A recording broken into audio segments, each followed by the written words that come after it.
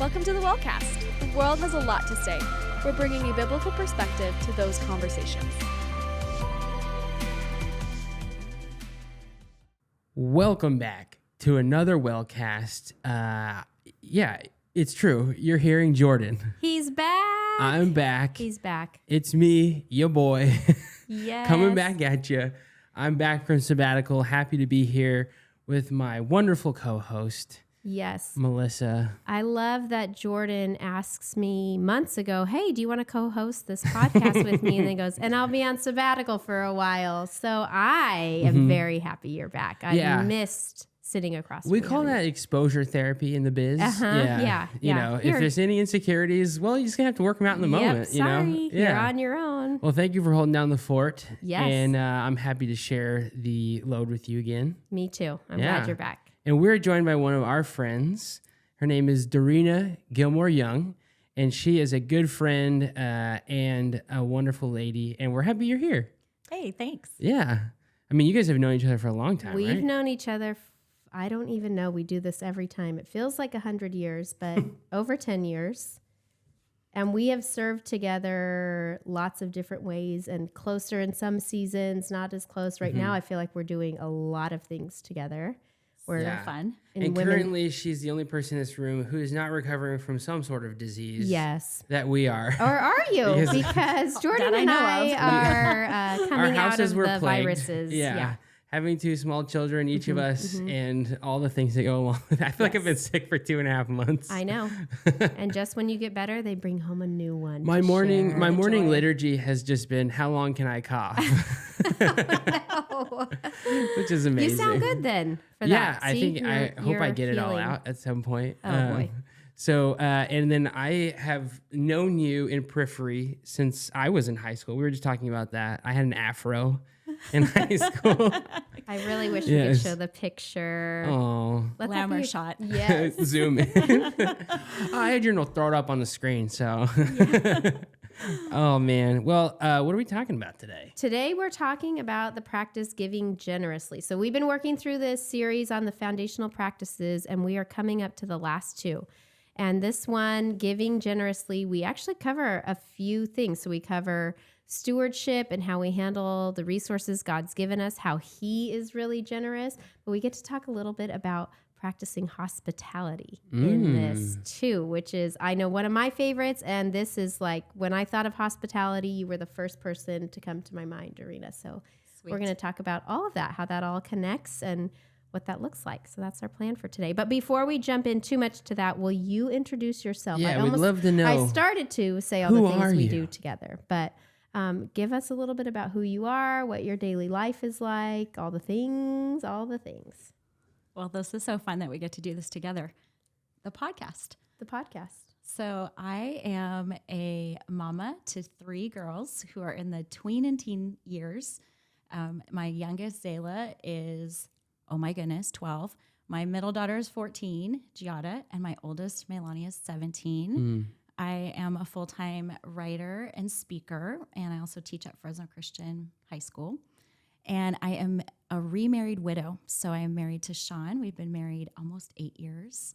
And I have the privilege of serving at the Well with Melissa in this season through Women's Bible Study, but I also love serving the church, the greater church, in different ways, and especially through Bible teaching and writing. Yeah. Tell us about your writing. Well, I would say writing is really at the core of who I am and also my career in this season, which is really exciting. And I write children's books, I write Bible studies, and I write devotionals for women. So I'm a part of 2 actually storytelling teams. One is called Encourage by Dayspring, and the other is called Proverbs 31 Ministries. So I write for both of those websites regularly and publish books. That's awesome. And she is helping us. There's about 12 of us for Women's Bible Study, writing a study on the names of God currently that we're going to go through next fall. So she's helping coach some of us through that too. Pre-release. Out. Yep. That's awesome. It sounds like writing helps your soul come alive in a lot of ways. Is that like a gift that you always knew you had? I am one of those people who wanted to be a writer in first grade. Oh, wow. And follow that dream the Lord has taken me on a very windy path Yeah. of using writing in a lot of different ways. But I'm grateful for the opportunities that he's given me now. And Yeah. I love coaching people in writing because a lot of people think they're not good at writing or hate writing. And I beg to differ. So I try to convince them otherwise. That's interesting. I was just talking to somebody yesterday about how like I'm more of a manuscript in my sermon prep, and they said, "Oh, you're a writer," and I was like, "No, I don't think so." And they're like, "Yeah, that's like the heart of a manuscripter." I was like, "Oh." So that's a new information for me. Well, there you go. Yeah. You want to so write women's Bible studies with us, Jordan? I feel like I'd be pretty bad at that. Yeah. From the other side. Yeah, it could be called Women's Bible Study, the other side of the coin. That's awesome. Well, personal question. If you're going to sit down and watch a show or a movie and you get an option at any snack, what is it? Oh, that's like probably the hardest question of the day, but we'll see. Okay. I was I gonna like say, that. You might have to say, well, what season is it? What day of the week is it? Oh my goodness. Today. Jordan, I'm a foodie. So we love charcuterie at our house. Oh, It's man. Okay. Nice. all the meats and all the cheeses and all You the would like candied orange prepare slices. that to watch a show? Absolutely. That's what we do. That's so impressive. Not just grab I the thought we were chips gonna and do salsa from the Doritos. pantry. I thought it was going to be Cool Ranch Doritos. Oh, that's my dream snack. Actually, that is my childhood favorite snack. Oh, yeah. You're so fancy. But you asked about a show. Now, if you asked what I was writing and eating, that's a whole different thing. Okay, what's that?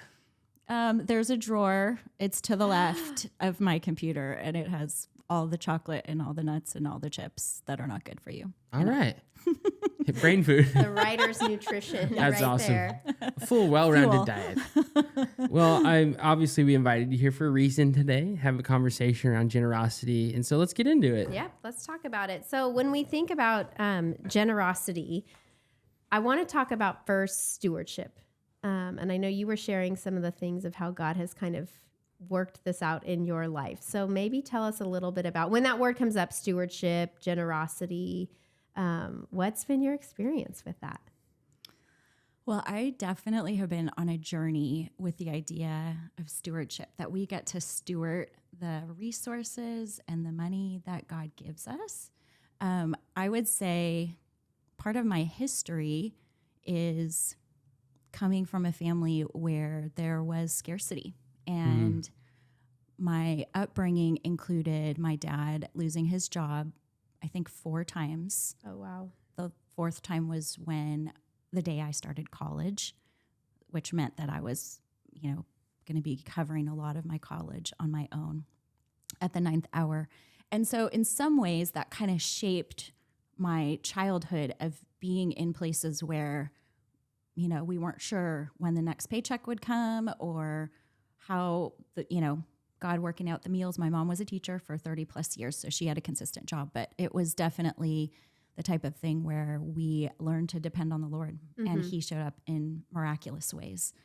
And then I would say in my 20s and 30s, when I was a young married, it kind of shifted because my late husband, Eric Lee, and I were missionaries, and we operated a nonprofit organization. Today it's called Haiti Go, Haiti Gospel Outreach. But that season of our lives was really learning how to steward our gifts. And so we were giving out our gifts and our talents and our service and really depending on the generosity of others because we had to raise our financial support and our own salaries. And so that was a big shift because it was humbling to ask people for money, to ask people to support us, and more importantly, to ask people to support the ministry that we felt like God had called us to. So I think I've worked through a lot of that, like, really, Lord? Really? Do you want us to do this? Really? I don't think I'm a fundraiser. Oh, okay. That's my assignment. Okay. Kind of some of that in my life. And then in this, I'll call it my current season, I'm remarried to Sean. Sean is in financial investments. And so, generosity is a huge part of not just his heart, but also his career. And so now I'm in a new season where I am shifting away from this scarcity mindset into an abundance mindset, and what it looks like to be a steward of resources and then be able to share those resources with others instead of depending on the shared resources of others, Right. which is a real flip of the switch in a lot of ways. And so this week, this practice that we studied was like deep heart stuff for me, and I was not expecting that. Oh, wow. That's good to hear. Because you were saying that this is where an area where you feel like your husband is leading really well and helping kind of coach you maybe in how to do this. So Yeah, absolutely. I mean, it's kind of fun to think about, and this is part of, our story too, but Eric Lee and I operated this nonprofit for years. Sean was one of our prayer support and financial supporters in those years. And Eric Lee went to heaven in 2014, died of cancer. And Sean and I were married in 2016. God bringing us together. And I won't go into all the details of that, but just to say that, wow, out of that community of provision, he provided, I like to call him my Boaz. Yeah. And in this season, Sean's really modeling that for me. What does it look like for us to be generous with the resources we have and to be good stewards so that we model that for our children and for others? yeah. And so stewardship for me, and this is tricky because when you say stewardship, people automatically think finances, budget, debt, right? And I think people should know these are two ladies married to finance people. Yes. Yeah. Right? Literally, my husband is the controller of the city of Fresno. All things money go through him.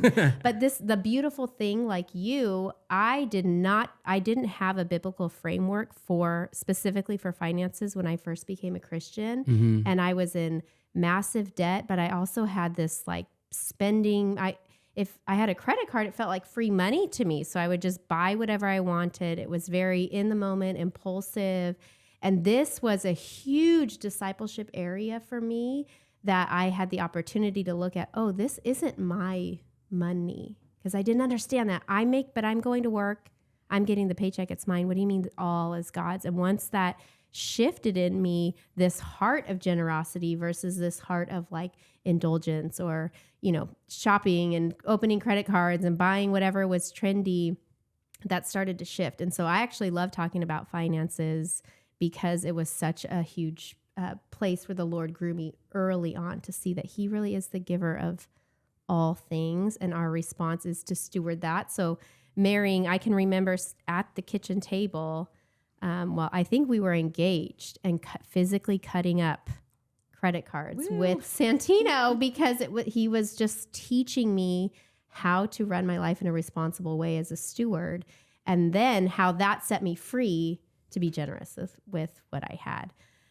And so I think that's where I want to talk about one of the days in this week's curriculum, if you did it, talked about hospitality. And so I want to know, when you guys hear that word, there's like stewardship, there's so much that comes with hospitality. I think of, does this mean Martha Stewart type stuff or whatever? But what comes to mind when you think of hospitality? If we could real quick, what's the connection? Okay, connect it for us. Well, I don't know. I'm asking. Okay. As I think on the surface, Yes. you have generosity. Most people are thinking of finances. And then you talk about hospitality, and most people are thinking about your table.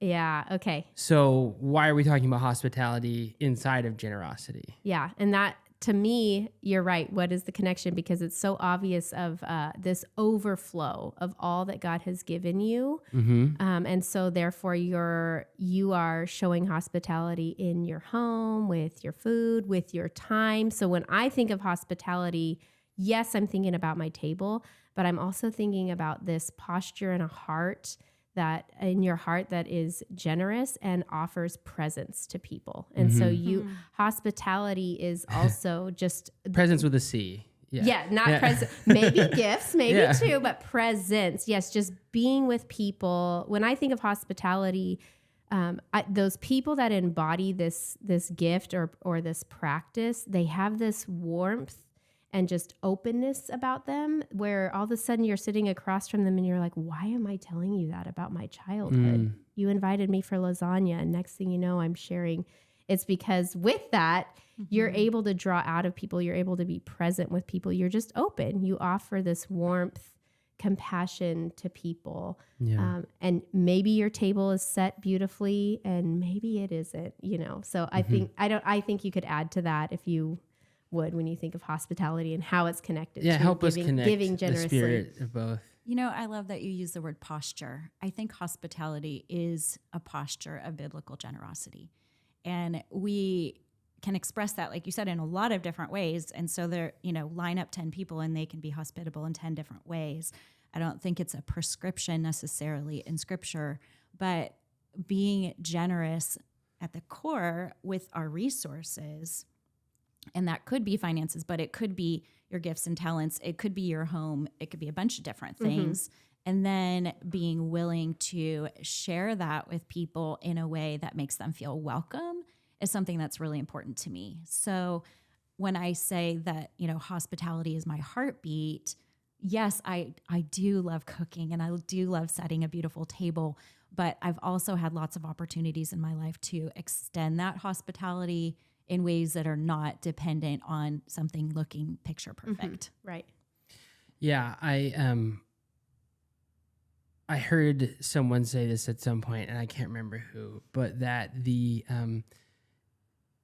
not only the books of our Bible in that would not exist without the generosity of the saints of God, in that it was very expensive to produce those things back in the day. But the ministry of Jesus would not have been possible without the hospitality of his followers. Yeah. In that, what did he tell us, right? Foxes have holes, but the Son of Man has no place to lay his head, right? And he didn't have a house of his own, but he stayed in the hospitable environments with people who welcomed him into their home, and his ministry was made possible by the hospitality of his followers. Yeah. If you even trace through the Gospels, kind of that thread of what's recorded around a table or in a home, you can see that, oh, wow, the sinful woman who, walks in front of the Pharisees at the dinner party of whoever was hosting that. I probably should know that, but... Don't shit on yourself. But Sorry. I even think of the hospitality he showed to the woman at the well. No home, no four doors around. And I'm not just bringing that up because we are the Well Community Church, but really what he did in that moment was a radical welcome to her. That was hospitality that he showed her. He saw her. I know who you are. I know where you've been, where you're going, and you're welcome with me. So, yeah. What's so cool about that too is like Jesus modeled that in those couple examples that you gave, but then he allowed people, and for me, I get excited about the women's stories in the Gospels, that he allowed that hospitality to be cultivated and come alive. So I think about people like Lydia and Priscilla who were very instrumental in the early church, even in spreading the gospel because of their hospitality. And so it continued. He modeled it and then it continued. Right. It feels to me like what we're saying is a heart of generosity cultivated in Christ. The production is hospitality. The overflow of that is in conversation, in your own table, home, in your wallet, in whatever it is, right? That the production, the thing that overflows from a heart of generosity is hospitality. Right. It's the expression. Yes. Yeah. You can be stingy with your money and you could be stingy with your time. And when I think about people who are generous and offering hospitality, you don't usually feel hurried in their presence, right? And so that can happen over a long meal. That can happen at school pickup where you're talking to another mom or dad and okay, they're with me. They're really listening to what I'm saying, or you're offering that. And same with your finances, is there's just a different posture that can take place, kind of like from the gripping of both of those things to just the release of, this is the Lord's. How do you want me to use it today? A spirit of generosity towards the resources that God has given you. Right. Yeah. Right. That's awesome. Yeah. I mean, for you guys, how is hospitality intersected with your life in particular? What does that look like? Well, actually, this is one of the places where I feel like my parents modeled this for me. I remember when I was a kid that my parents really made an effort to welcome people into our home who didn't have family. And so my mom is Italian. She loved to cook. She would make these awesome Italian meals, and we would become family to people in our church, in our neighborhood who maybe didn't have local family. And we actually didn't have local family where I lived in Chicago. Most of our family was here in California. So it was interesting to also see that people gravitated towards that. And I think about even my high school experience. My mom was a teacher, and all the kids were hanging out at our house. And the reality is we had the smallest house. I went to a private school, and we would pile like 8 girls into my tiny little bedroom and, hang out or have sleepovers or, pull up extra chairs around our table. But what I saw in my parents was this spirit of welcome, like we were talking about before. And it was so rich because then we had this multicultural family that was coming to our table, whether it was extra kids from school or, people from our church or recent immigrants or refugees. That was just like a normal part of my upbringing. And I didn't realize how special that was until I started, on my own in my own life, and I got to make choices about that. I think something beautiful in that too is hearing kind of the concept that you don't have to have a lot to be hospitable. And so the practice of generosity and hospitality isn't because we have the biggest house, we had the most food to offer, we had the most time. It's what you were doing with what you were given, and God's multiplying that. So that's beautiful. We, Jamie and I have, when we had Rowan 5 years ago, we really started thinking through for the first time, like family values. And one of the first ones we thought was hospitality. And we were like, well, why does that come up, And both of us had multiple stories about families that were deeply impactful to us that had practiced this, and how it felt like there was a level of discipleship in those places that was even unknown to us, in that like we're, the sort of more is caught than taught a lot of times. Right. There were open doors. There were just, ice pops during the summer. There were things that happened in both of our lives that say, hey, we want to build our family around this idea. And, the other day we go to this downtown charter school, neighborhood school, and that's where Rowan goes to TK. And, we're pretty new to this whole actually school day thing. And what's cool is there are 4 families in our direct vicinity that go there as well. And the confluence of what happened in this moment, I still don't really know. But we had 7 neighborhood kids in our house and until almost 7:30 at night, because of different activities, because of obligations, work schedules, things like that in neighbors. And I didn't get home till like 5. And Jamie was like, this was insane, but wonderful. Oh, yeah. And she was just like overflowing. It filled her heart, honestly. And our house was a mess. And there's a level of, I think this is maybe too in the weeds already, but there's a level of like needing to be inconvenienced in some ways, right? Like hospitality often will intersect with your own ideas or plans or things that like, maybe you envisioned for your day, or and the unexpected is not always easy for people. But I just feel like it's important enough to my family to say, hey, this is one of our core things. Yeah. And I've found that the fruit that produces relationally with the people around us, but then also just being a neighbor is really like priceless. Yeah. And I think if that's something that we could break down on this episode, is that hospitality isn't about having the perfect setup or the perfect dinner or the china out. Sometimes it is. I tell people about our house and I say, we're the small house between the big houses in our neighborhood. Yeah. So similar to your story growing up. Yeah. Yeah. Like, but there's something in your home that they're like, yeah, we want to come over there. There's a warmth there.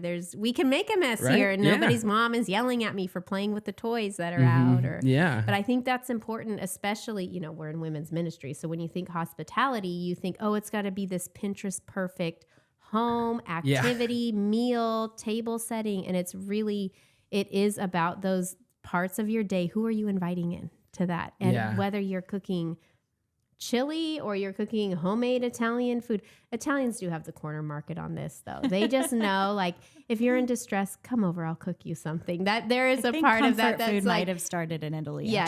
They know. Well, They I know don't what know. they're doing. As an Okie, I do feel like we figured that out as well. Because my Get you some Mima, mac and cheese. my and come Mima on. said, the way to the heart is the tummy. Oh yeah. Yeah. See, that's she knows an Yeah. Italian. That's Yes. why. Or she's like Absolutely. 1/16 of an Italian that she knows. And That's I want to awesome. share a story because I have been challenged to think about, like, how can I give out of the simplicity and not always be focused on that, even though I am Italian and I do love to make a meal to care for people. One of the stories that comes to mind is when I was on the mission field in Haiti, and I remember I didn't have the opportunity to make an elaborate meal. I didn't even have a home that was my own. And I was called on this particular day really to reach out to the women who were in the neighborhood. And I had no idea how to do it because I didn't have those normal things that I would use. And I remember what I would call just the Holy Spirit whispering to me, bring cups and a jug of cold water. And so I went into the kitchen and I was like rummaging through the kitchen, which again is not even my kitchen. It was the mission house where we were staying, and grabbed this jug and filled it with cold water and brought little paper cups that we had. And I went outside, and there was this group of women who were seated, and I didn't even have the language at that point. And I just sat down, and I was terrified, but I just started pouring cups of water. And one by one, these women started to draw close. And it was difficult because I didn't even have, again, the language to communicate with them. But that was the beginning of relationships with women in that community. And eventually we actually started a nonprofit fair trade jewelry business called the Haitian Bead Project. And those were the women who became a part of my amazing. project. But that day I was like, Lord, I'm coming with nothing. I literally have a jug of water and cups. And so you need to multiply this. You need to bond me to these women. And I want to share that because I want to encourage people out there that, yeah, it might be picking up Chick-fil-A, or it might be, passing out popsicles, like something that's cheap and easy, or that you have in your pantry that God will use in that powerful way. And I don't want to minimize the beauty of setting a table and caring for someone through cooking a beautiful meal, because that's actually, I think, also part of hospitality.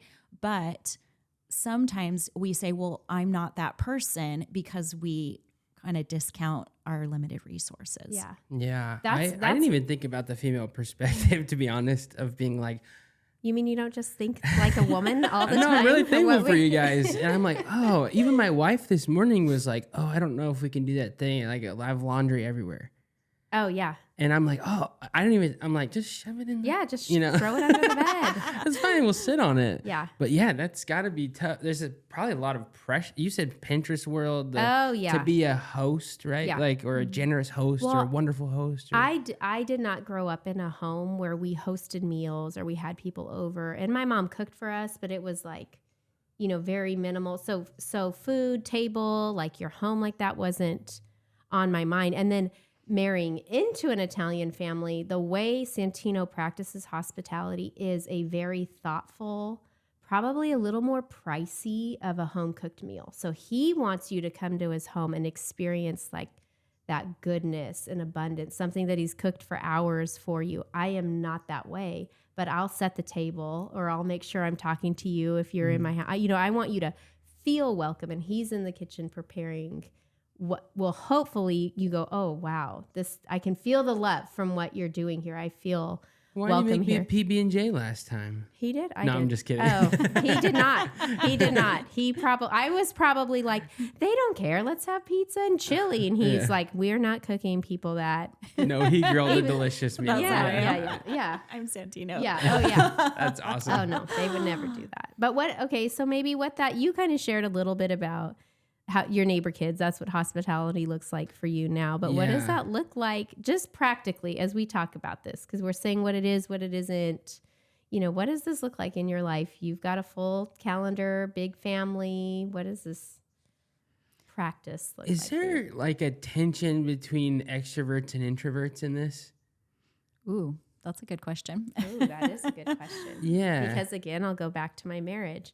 I used to want to invite our whole neighborhood over for a Christmas something, cookie party. I don't even bake. And I invited all these neighbors for a cookie exchange. I had to learn how to bake cookies. Santino's heart in hospitality is, how about one couple? We can do one couple at a time. Yeah. So even that's interesting. And is he the introvert? Oh yeah, he is. I mean, I'm middle, but I'm definitely like, if we were going to invite one, why not everyone, right? Let's have a party. Yeah. So, yeah. I just think about like, this has been a process for Jamie and I, in that like, I remember when I first got into ministry, I was like, hey, can we have one couple over a week?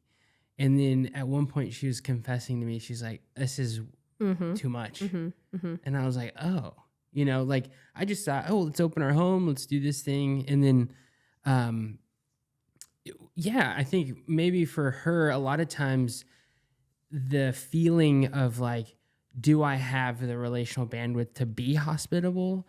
Is it scary for somebody who's like, oh, I'm not as gregarious and like an open sort of host and talkative and things like that? Like, how can I just feel burdened for a person who maybe is listening to this and is like, I just like to like read and hang out and like, you know, how can they also practice hospitality, you know? Yeah. Well, I'm not an introvert, but I would love for us to kind of expand the kind of boundaries of what hospitality actually looks like. And I think about those moments where I've received hospitality, and it really goes back to that. I think you said this before, Melissa, that warmth, that welcome. And it may be expressed through food, but I think hospitality is even in our church or in our neighborhood, like being the person who sees someone in the corner or sees someone who's not sitting next to someone and being able to either get over, so you know, our nervousness, or if you do have that personality that does that naturally, to go for it. And that to me is also hospitality. So whenever I'm involved in like events or even women's Bible study, it's really important to me that when women walk in the door, that they feel that sense of hospitality in the welcome that we give them. And that it doesn't feel like, oh, I just came into a club and I don't know the protocol or I don't know the handshake, that it's like, we welcome you to come as you are. Yeah. And we do that in so many different ways. It's through eye contact. It's through maybe a hug. It's through a greeting. It's in the way that we ask questions. Jesus was an amazing model at asking questions. He knew exactly what people were thinking and feeling, but he always asked the questions. Yeah. And to me, questions are part of our expression of hospitality too. That's so important. I remember, like, this is just stuff's coming back to me, but a conversation I have with my wife about how, like, I am so thankful for how she is like so hospitable to people, but her superpower is that she sees the least of these. And I have this annoying trait to me where I feel like I need to carry every situation. I need to be bigger so that other people don't feel like they have to, like, you know, carry the load of the social weight. And she will just be like, I'm fine, you know, like I don't have to talk.